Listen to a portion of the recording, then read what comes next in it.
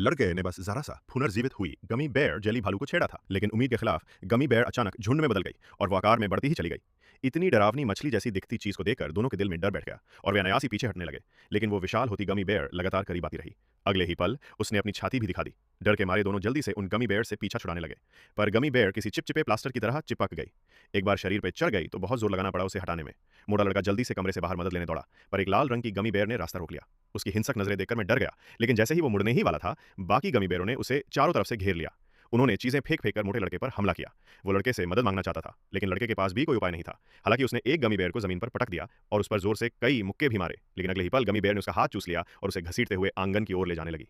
उसी समय मोटे लड़के की मां का फोन आया। फोन के उस पार बहुत शोर था।